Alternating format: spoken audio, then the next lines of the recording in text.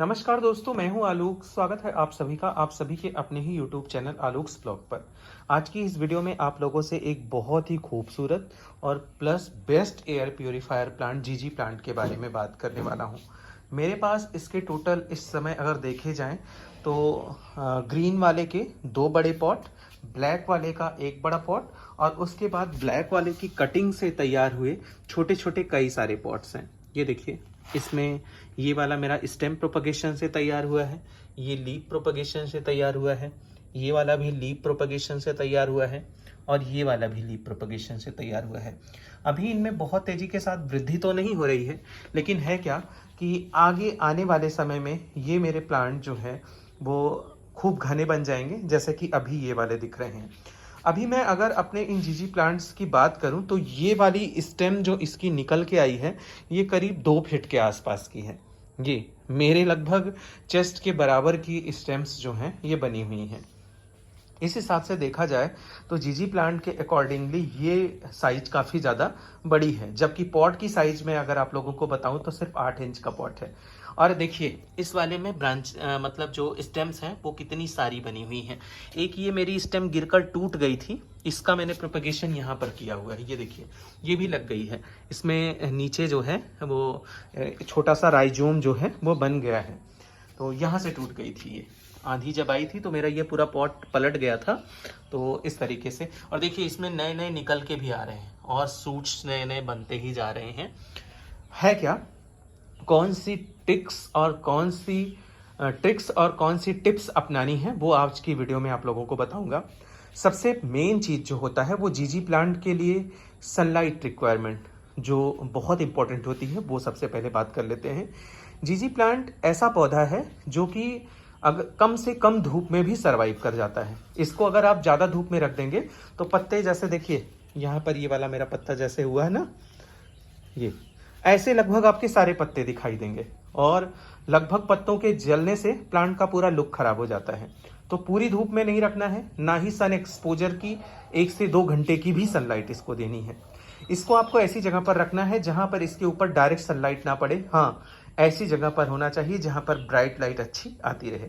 इसके अलावा अगर आप इसको ऐसी जगह पर रख रहे हैं, मतलब घर के अंदर ऐसे एरिया में जहां पर बिल्कुल भी इनडायरेक्ट सनलाइट भी नहीं आती, थोड़ा बहुत छन छन कर खाली लाइट आ रही है, तो वहां पर भी आपका ये पौधा बहुत बढ़िया ग्रो करता है। जीजी प्लांट और स्नेक प्लांट के बारे में कहा जाता है कि ये अंधेरे में भी ग्रो हो जाते हैं। सॉरी, मतलब ये दोनों पौधे ऐसे हैं कि इनको आप अगर अंधेरे में भी रखते हैं तो वहां पर भी ग्रो हो जाता है। इस वाले में देखिए कितनी सारी स्टेम्स बनी हुई हैं, 3 6, और अभी नीचे से शायद और भी इसके अंदर निकल के आएंगी। और ब्लैक वाले में देखिए, तो धूप की बात हो गई। कम से कम धूप चाहिए होती है, डायरेक्ट सन एक्सपोजर में मत रखिए, इनडायरेक्ट सनलाइट में रखिए। और अगर धूप बिल्कुल भी नहीं आती तो वहां पर भी रखने के लिए परफेक्ट पौधा है।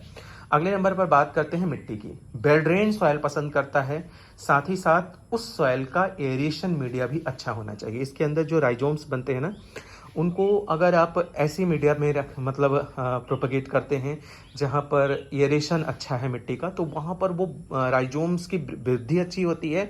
और जितना बढ़िया से राइजोम्स ग्रो करते हैं उतना ही ज़्यादा इनके अंदर सूट्स निकल के आती हैं और उतना ही ज़्यादा आपका पौधा घना बनता है। हेल्दी राइजोम्स जो हैं वो साइन होते हैं आपके हेल्दी प्लांट के लिए। इसलिए मैं आप लोगों को बताना चाहूँगा कि जब आप अपने इस पौधे के लिए मिट्टी बनाने लगिए तो एक हिस्सा मिट्टी, एक हिस्सा रेत, एक हिस्सा कंपोस्ट, एक हिस्सा कोकोपीट और एक हिस्सा परलाइट जरूर मिक्स कीजिए उसके अंदर।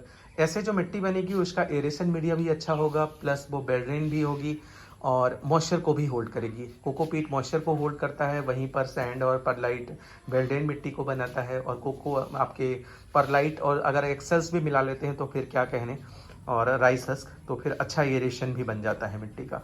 उस कंडीशन में मतलब जब एरेशन अच्छा होता है ना, तो जो गैपिंग होती है मिट्टी के अंदर, उसके अंदर राइजोम्स काफ़ी ज़्यादा क्वांटिटी में बनते हैं और जितने ज़्यादा नए राइजोम्स बनते हैं प्लांट उतना ही ज़्यादा घना बन जाता है। अब बात कर लेते हैं इस पौधे की वाटरिंग रिक्वायरमेंट के बारे में। कम से कम वाटरिंग रिक्वायरमेंट वाला पौधा है, लेकिन ऐसा नहीं है कि इसको पानी बिल्कुल भी मत दीजिए। जब आप लंबे समय तक पानी नहीं देते हैं तो इसके राइजोम्स सूख कर सिकुड़ जाते हैं, और जब आप पानी दे देते हैं तो वही राइजोम्स जो सूखे रहते हैं वो धीरे धीरे रॉट होना शुरू हो जाते हैं और आपका पौधा रूट रॉट होकर मर जाता है। बहुत मेजर इशू जो होता है इसको वाटरिंग को लेकर ही होता है जब आप इसको नर्सरी से लेकर आते हैं, बहुत बार लोगों की कंप्लेन होती है कि उनके जीजी प्लांट के पौधे लंबे समय तक गार्डन के अंदर नहीं चल रहे हैं, बार बार उनका जीजी प्लांट जो है वो मर जा रहा है। तो उसमें दिक्कत यही होती है कि पानी को लेकर कभी पानी आप ज़्यादा डाल रहे हैं, कभी आप बिल्कुल ही कम डाल रहे हैं। पानी अगर आप ज़्यादा डालेंगे तब भी राइजोम्स के रॉट होने के चांसेस रहते हैं। पानी अगर आप कम डाल रहे हैं तो राइजोम्स सूखेंगे, और जब आप दोबारा से पानी देंगे तो फिर उनके रॉट होने के चांसेस बनेंगे। बहुत महत्वपूर्ण चीज़ है मिट्टी के अंदर मॉइस्चर के एक लेवल को मेंटेन करके रखना। ये चीज़ बहुत इंपॉर्टेंट है, इस चीज़ को नोट डाउन कर लीजिए कहीं पर। इसके अलावा आपके इस पौधे की जो लीव्स होती है वो बड़ी ही वैक्सी टाइप की होती है। इसके ऊपर धूल की एक परत हमेशा आपको दिखाई देगी। समय समय पर आप इसको मिस्टिंग भी इसके ऊपर कीजिए, और प्लस कॉटन के कपड़े से पोंछते भी रखिए, जिससे इसका फोटोसिंथेसिस का जो प्रोसेस है वो मेंटेन रहे। वरना बहुत सारे कारण, मतलब बहुत सारे इश्यूज में देखा ये गया है कि इन पत्तों के ऊपर जो है बहुत ज़्यादा मिट्टी जमा हो जाती है, जिससे फोटोसिंथेसिस का प्रोसेस डिस्टर्ब होता है। पत्ते जो हैं वो ज़्यादा क्वांटिटी में येलो होने लगते हैं, गिरने लगते हैं, और एक बार में आपका पौधा भी जो है वो मर जाता है। तो इस चीज़ का ध्यान रखना बहुत ज़्यादा ज़रूरी है कि मिस्टिंग करके भी कभी कभार पानी दीजिए और पत्तों को साफ सुथरा रखिए। अगली जो बात आती है वो है खाद की। कम से कम खाद में ग्रो होने वाला पौधा है। साल भर में एक बार आप वर्मी कंपोस्ट दे दीजिए, और उसके बाद मैं रेगुलरली जो मैं बता रहा हूँ आप लोगों को, मैं लगभग 20 से 25 दिन के अंतराल पर जब अपने सारे पौधों को सीवीड का लिक्विड फर्टिलाइजर देता हूँ, तो इस पर भी मैं स्प्रे करके भी देता हूँ, इसकी मिट्टी में भी डालता हूँ।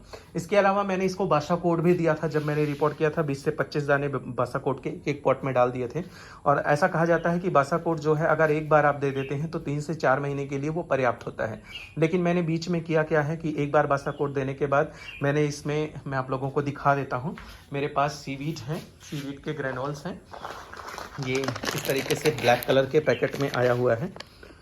ये अर्बन गार्डन इफ्को का है, ऑर्गेनिक सीवीड एक्सट्रैक्ट। तो मैं ये अपने प्लांट की मिट्टी में जो है वो ऐसे ही ऊपर ही डाल देता हूँ। जैसे जैसे पानी दिया जाता है पौधों को, ये छन छन कर जो है पौधों के हर भाग तक, मतलब राइजोम्स तक, जड़ों तक पहुँचता है, जिससे पौधा मेरा जो है वो हेल्दी बना हुआ है, घना बना हुआ है, और लंबे समय तक मेरे, मतलब ये प्लांट्स मेरे साथ अभी तक बने हुए हैं। एक मैं देख रहा हूँ कि एक जीजी प्लांट की वैरायटी है, उसकी लीव्स और ब्रांचेस थोड़ी ट्विस्टेड सी होती हैं।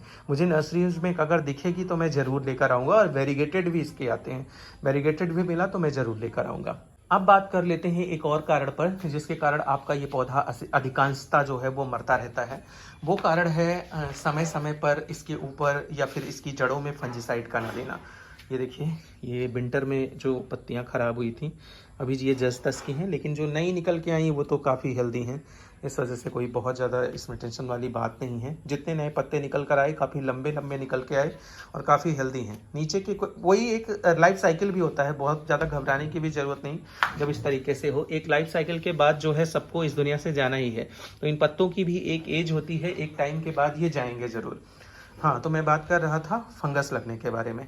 आप अपने प्लांट को फंगस से बचाने के लिए समय समय पर इनके ऊपर फंजीसाइड का भी स्प्रे कीजिए। हर 20 से 25 दिन के अंतराल पर बिल्कुल डाइल्यूट फंजीसाइड आप इसके ऊपर स्प्रे कीजिए, और इसकी मिट्टी में भी एक डाइल्यूशन का लेवल मेंटेन करके इसकी जड़ों में भी आप मिट्टी में भी जरूर डालिए। हालांकि ज़्यादा क्वांटिटी में अगर आप ऐसा फंजीसाइड यूज करते हैं जो केमिकल है, तो आपकी मिट्टी को ख़राब कर देता है। तो कोशिश ये कीजिए कि प्लांट के ऊपर स्प्रे कीजिए, और मिट्टी में हल्दी वगैरह का पानी कभी कभार डालते रहिए। खैर, अभी बारिश का टाइम है, बहुत ज़्यादा एक्सपेरिमेंट करने का, मतलब बहुत ज़्यादा लिक्विड फर्टिलाइज़र वगैरह देने का ये सही समय नहीं है। हाँ, सीवीड सेफ़ है, हल्दी सेफ़ है, और आपका मतलब फंजीसाइड तो सेफ़ है ही। इस वीडियो को यहीं पर एंड करते हैं। मैंने आप लोगों के साथ जो चीज़ें भी शेयर की, अगर कहीं पर आपको थोड़ा भी डाउट हो तो कमेंट सेक्शन में बताइएगा। ऐसी किसी नई वीडियो, नए अपडेट के साथ मिलते हैं आप लोगों से किसी नई वीडियो में। तब तक के लिए bye bye and take care.